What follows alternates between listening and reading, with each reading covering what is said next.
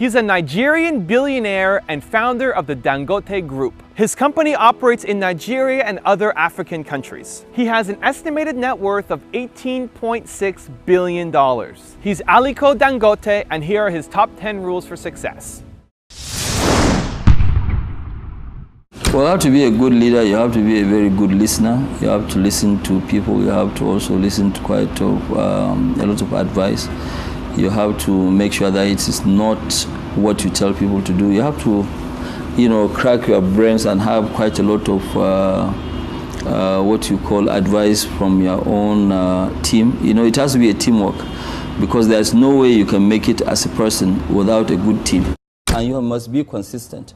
When you try a business and you start, you might have hiccups here and there, but it does not mean that that business is not going to work. There must be challenges.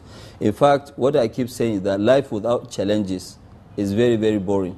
So if you have challenges, you just have to know how to work out or how to work around these challenges, and you will be successful once you are consistent. What business doesn't like is for you to try something, and then once you have one or two problems, now you want to change and move into another business. That doesn't work in business at all. The way that the data is, you need to have a lot of information at your fingertips so that it will allow you to make decisions, and to also take the right, decisions. What I was doing 5 years ago, if I try to do them without the automation that we have today, it's just not going to happen at all. Well, the problem with some of our younger generation today, they just want to jump and see themselves up there, overnight. It doesn't really happen. What you need to do is to be very, very focused as a person and be dedicated to whatever that you are doing. It is not really good for you to now go and try something, then after a month you just say, no, it doesn't work. You jump into something else. I think you need to be very, very focused in what you are doing. Once you believe in what you are doing, you see, you should not take your either business or job as something that you must do. Okay, you must take it as it's part of your hobby.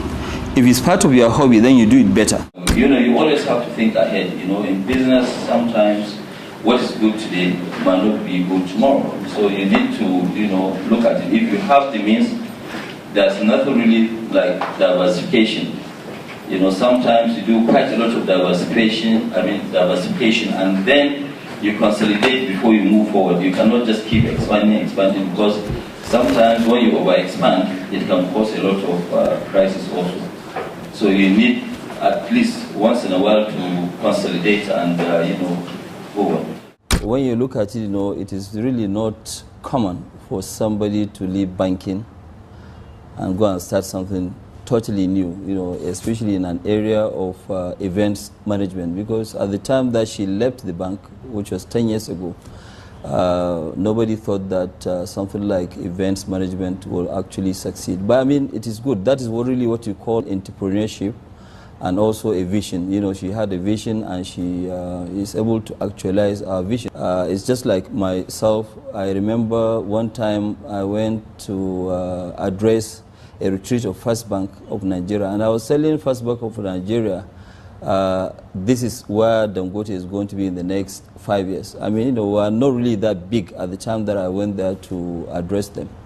And I'm sure, they couldn't really believe what I was saying then. But I remember at a point, the MD said that, well, they are really shocked at how we actually been able to make it and also actualize our vision. So I think with this thing that she has done, I personally believe it is just beginning of the journey, because she has a vision, and I'm sure if she continues to do it, this can turn into another mega business, because like what I always say, look, for an entrepreneur, there are no boundaries. Not only are there no boundaries, you can actually excel much more than your own expectation. And that's really what I expect of an entrepreneur to be. Not to just say, okay, fine, I have a vision, and only achieve that your vision. You need to have a vision and a mission so that you can actually actualize it and also excel. I had somebody who came to interview me one time, and I told him that, yes, 3, 4, 5 years ago, I never ever expected myself to be on the Forbes list. But right now, the vision that I have and also my own mission is actually to be on top of the line, not even where I am today. And that's really how, you know, a visionary person should be. Hard work. I believe that, you know, we're a very focused company. We don't really go into things that we don't understand. You know, any business that I don't understand it well, I don't do it at all. And that's really where, you know, why we're successful. To be an entrepreneur and also to be a visionary person, you have to actually be very, very bold.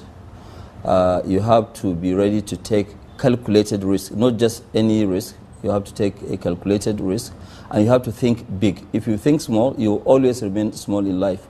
The way that we operate as a company, you know, especially in Dangote, is like what I said, we have a vision.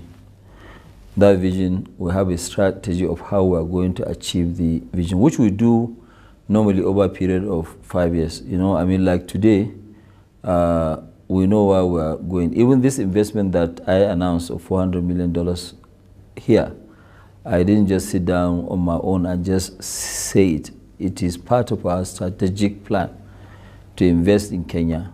I mean, to be serious, if you want to be the next Dangote, is that you have to have a very big heart. You have to take quite a lot of risk, calculated risk. First of all, you have to make sure that you are honest.